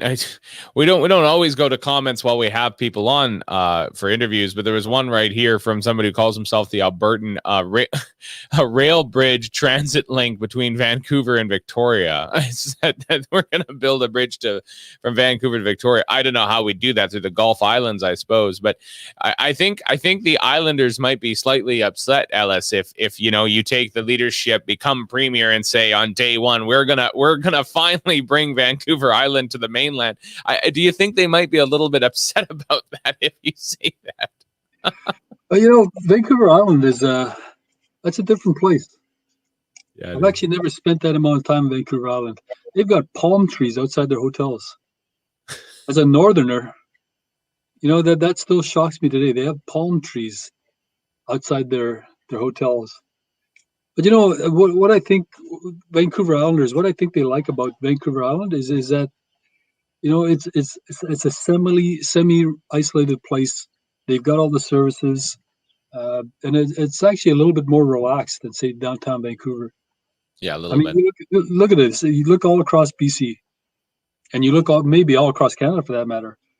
We all take pride in something that's unique to our area, right? Whether it be the environment, the infrastructure, or the mentality. Vancouver Island is no different. I've never really heard anybody come to me and say, well, we got to link up Vancouver Island to the mainland. Nobody's really said that to me from Vancouver Island themselves. Yeah, I think Vancouver Island is okay the way they are right now. Yeah, I bet not. And it's funny because people have all sorts of things to say about the ferries and whatever else, but then as soon as you talk about building a bridge, they're like, oh no, we can't be doing that. Can't be doing that. So we've talked a little bit about the budget. We've talked about like these opportunities with policy and that sort of thing. Actually, something we haven't touched on as much is healthcare. So you're telling me that Terrace is finally getting its hospital. That's good. I'm glad to hear that. Healthcare in British Columbia, obviously, with what happened with COVID, has been really revealing, and maybe we need to train more people when it comes to pandemic response. But the other thing that comes to mind is that, of course, MSP premiums are gone. Is that causing some of the debt too, or were MSP premiums something that needed to go? Well, no, MSP premiums actually just got passed on to the employer. That's where they went. They never went away. And I don't think anybody realizes it, but most businesses have to actually pay this. I mean, it's a cost. Now, they either absorb it or pass it on. MSP premiums is still here today in BC, basically, but it all feeds into this big expenditure that BC actually has to deal with. There's only two big expenditures that take up a lot of the budget, and that's education and health. And yeah, COVID did kind of expose some of our weaknesses, but you know, health is an ever changing, in today's day and age anyway. Health is an ever changing issue, and I think there's a lot more that we can talk about in terms of the lessons learned in terms of COVID. But there's a lot more also on the satellite images. Like, we became so totally reliant on international agencies supplying us a vaccine. And one of the questions I asked was, when did pharmacare get chased out of Canada? How come we don't have any type of pharmacare in Canada that actually could produce vaccines just like everywhere else? How come there's no research in Canada? We're a first world country, but we're so dependent in so many different countries on their goodwill to supply us vaccines. I mean, it's I don't understand that. If anything, we should take this as a lesson and think about healthcare as this big, broad, general network of organizations and issues that we have to address in terms of what COVID taught us. I think you're completely right there, especially when it comes to that question of infrastructure as it has to do with the vaccine. We in Canada are at the mercy of everybody else, and it's a hard question, right? And that's the thing too. If there are any complications from any of these developed medicines, the problem is that, or inoculations, the problem is that who do we have to blame? I mean, we're just the customer at the end of the line. We didn't get to participate. With other parts of healthcare, one of the big questions, of course, is seniors care in British Columbia. That was highlighted somewhat in COVID, but I don't think we had the same issues as Ontario did. I think within Ontario, that went really sideways, and they're going to have to literally have a public inquiry about that. For us in BC, again, it comes back to affordability and what does that look like when it comes to seniors living and also being local to your community.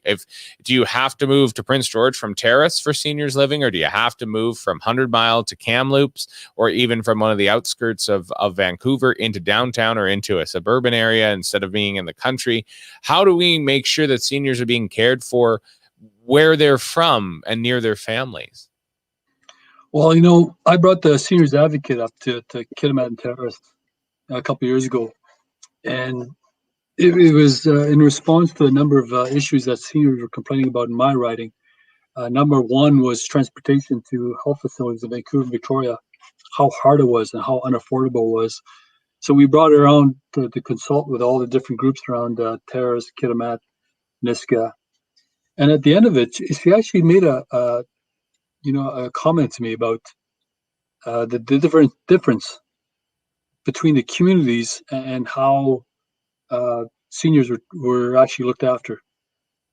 And she said, you know, the First Nations in question, you know, have an advantage. They basically have a whole community, you know, that just looks after their seniors. That there's no real program in First Nation communities because you have a community surrounding you already. And so that's why, you know, yeah, there's some complaints about specific issues about affordability or access to service, but that goes for every rural riding. But she said when you look at non-First Nation communities in the towns and the cities, they don't have that network of support because they're so separated. You know, the senior living in Vancouver maybe has some children living in Ontario or the United States. They don't have that family unit around them to actually complement, some of the services there. And it's actually quite interesting. It's an actually quite interesting comment to make. And so I think community has a lot to do with it, and how you build those communities and how you build those networks.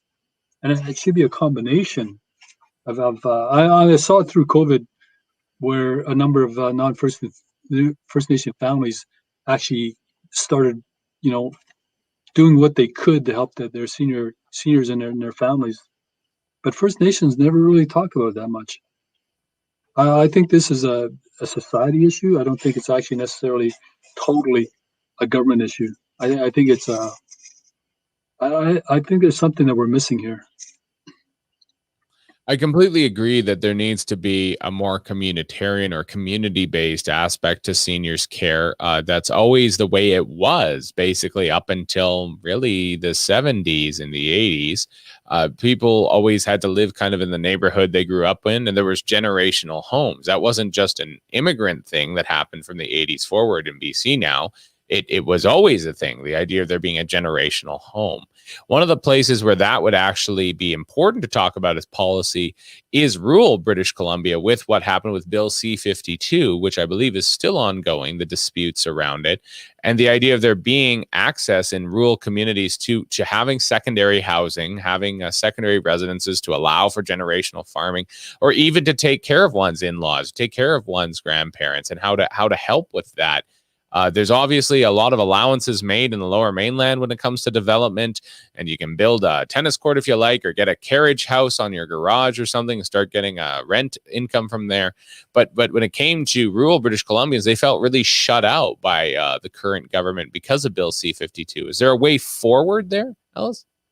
Yeah, that policy actually, didn't really take into consideration the different regions around BC. I mean, I can understand the issues around farmland down in, say, Vancouver. I can see that. Very limited. But that doesn't really apply to the rest of BC. And it doesn't apply to areas in BC where, there may be a chunk of land within the agricultural land reserve that actually isn't even farmable. So why do you impose these restrictions on a piece of land that can't be used for farming, but we can use for other purposes?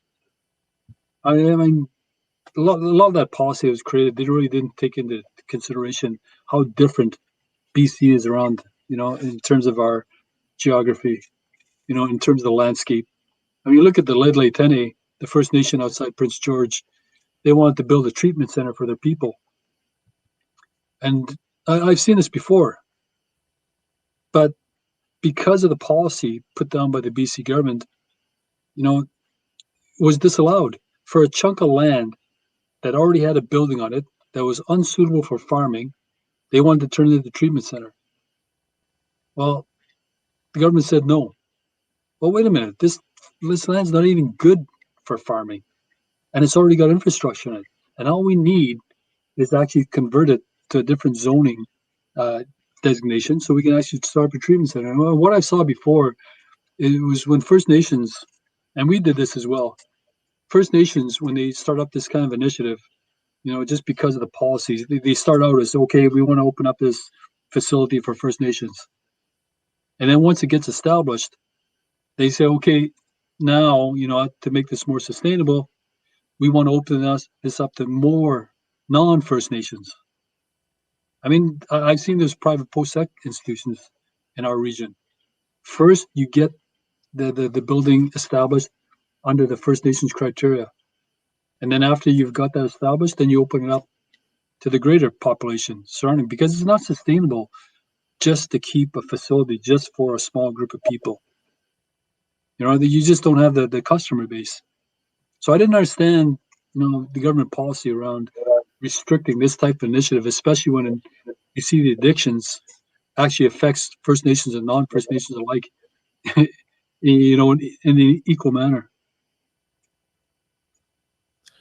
I think that's part of it, exactly, is that not understanding that your policy prescriptions have consequences, especially if you impose them across an entire province. Maybe as we kind of come to the end of our time here, you could talk a little bit about, when the Trudeau Liberals got elected, they talked about government by cabinet.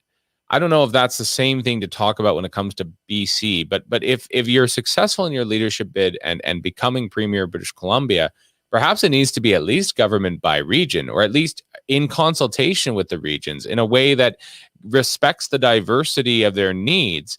What does that look like as a policy prescription? It can't all just be what fits in Vancouver will fit everywhere else. No, and government actually talks about this, but they don't follow it. Look at the caribou, Save the Caribou, for instance, up in northeastern BC. Mm-hmm. They went in there and they talked to all the leadership, they talked to the community, and then the BC and federal government actually imposed a rule without actually considering all the comments made by the region, by the people that live there, the people that like to work and play in the backwoods. And so they came up with this, and then consultation, with different parts of the population base, it's got to be meaningful. And I would in no way say, I'd go into a place like Surrey and tell them what I think should happen there, or order them, to follow my lead. The people of Surrey know what's good for Surrey, just the same way as rural people know what's good for the rural areas. I mean, it just makes sense to me. I mean, the policy that actually, made sense for Northern Vancouver Island probably is not going to work well for my area.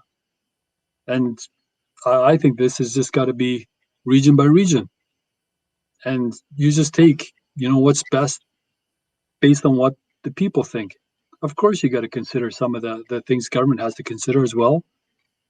But I think that consultation, if you're going to say you're going to consult, you've got to consult meaningfully. And you've got to prove it that you've taken into consideration, the people's wishes in terms of what you're trying to address. And the people's issues. I mean, that is what government is for: of the people, by the people, and for the people. The emphasis that you make on the need for the private sector to get more involved with these things and to look at it in ways of revenue, not just tax spending.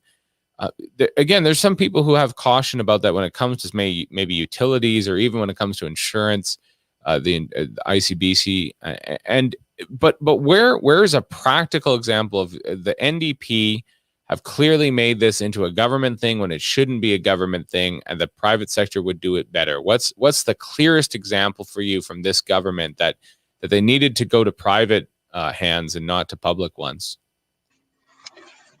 Well, I just look at some of the direction that the world's taking in terms of where we come out of this in terms of COVID. And there's a lot of things that the government can't do in response, but the private sector can. And I'm really looking at what really affects the average citizen. That's what I'm thinking about. Mm-hmm. And once this infrastructure project is done for, say, the government, that's it. That's really done. It's because the government's actually not building a business enterprise, that can last for the next 20, 30, 40 years. Whereas the private sector, say for LNG, or say mining, for example, mm-hmm. The mining industry has actually been quite healthy in BC for quite a while, but it's going to boom. Government's not going to get into mining. And with the trend we're seeing now with the world wanting more and more electric cars, you're going to need more mining. I mean, if we see the electric car trend keep going for the next 20, 30, 40 years, the private sector, who does, a lot more efficient spending, a lot more outward looking in terms of the future, they're going to have to expand our mining capabilities here in BC and Canada, especially when you think the United States wants to limit their mining in response to electric cars, and they're looking to Canada for the mineral resources. I mean, this is something that the private sector can do without a doubt. They could start tomorrow, and they could do it in a most cost-effective manner that can supply jobs and revenues, for the next 20, 30, 40 years, depending on this electric car trend. And, by the way, when when we hear about this demonization of the private sector, whether it be oil and gas, there's a lot of things that aren't taken into consideration. I mean, we hear about the products, of course, that we use, but if you're in an area like mine, nobody really considers the private sector in terms of the contributions they make to our communities. They donate to the organizations. They're actually part of our community. They're responsible corporate citizens. They're part of it. But that is never put down onto a spreadsheet or a tax return. We forget all the things that the private sector has done for us in times of need or in times of celebration. I mean, there's a lot to the private sector that I think we take for granted. And if we keep it up, we're going to see what we saw in the last 4 years. The private sector is just going to get up and leave. They're going to leave. They're going to take their investment dollars and go to the United States. They're going to go across Canada to where they're welcomed and appreciated. And I don't think this budget, the last BC budget, actually appreciates the private sector the way they should be. They need to feel welcome here. Everybody does. And importantly, those who create the jobs that actually fund the taxes, that actually fund the government, absolutely, they need to feel welcome here. As a kind of final thought, Ellis, as you've been journeying down this leadership role and getting involved and making connections, what's been the biggest learning curve, but also the happiest surprise of your journey towards the leadership of the BC Liberals? Well, really, I'm just taking the same approach that I did as chief and counsel from 2003 to 2017. I'm a roughneck. I did every kind of job you could think of just to put food on the table. And back in the 80s and 90s, there wasn't many jobs around. And so on the job learning from 2003 to 2017 in terms of economic development, I heard a lot of different theories, a lot of different proposals. But it dawned on me quite early in that learning experience that really there's two things that stand out to me. Number one is we have to do these projects with the highest environmental standards as possible. Good. Check that box. We're doing it.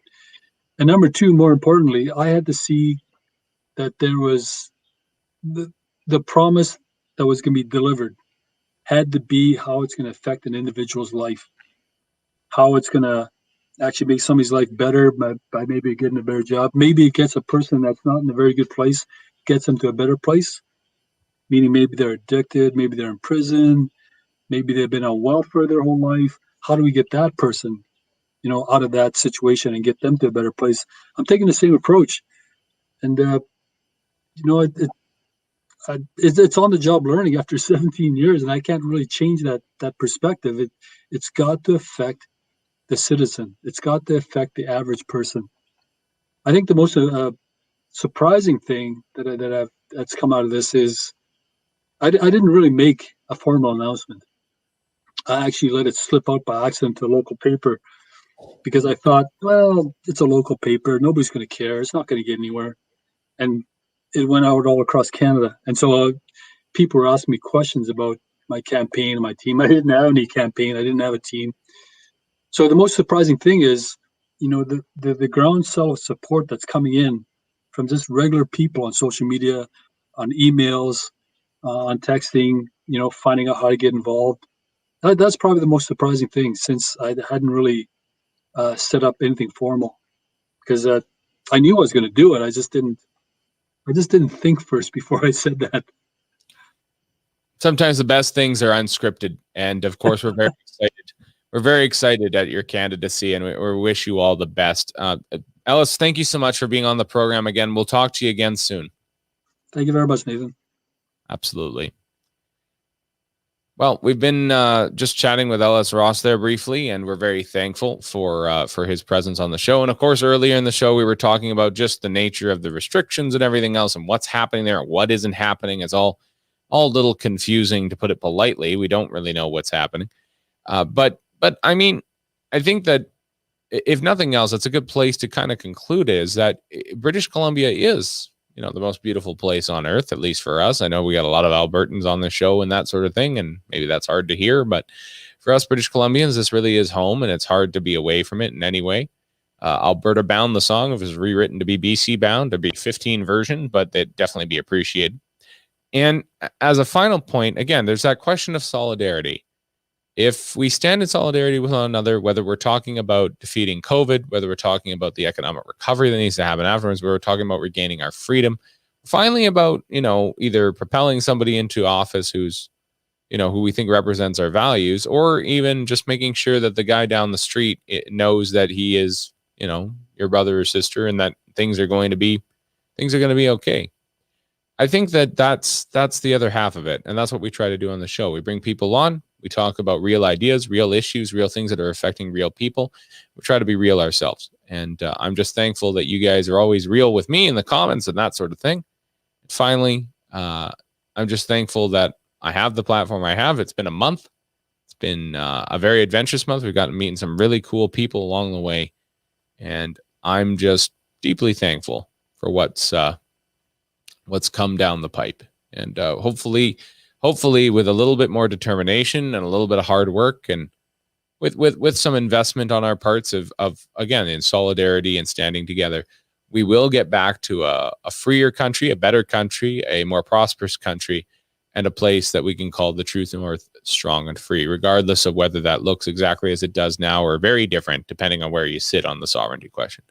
That's all for me today. Thank you so much for tuning in to Mountain Standard Time. Tomorrow, we're supposed to have Jay Hill on in the second half, and I'll open up again with a bit of an opening statement about the state of things and where things are at 10 a.m. Mountain Standard Time, 9 a.m. Pacific.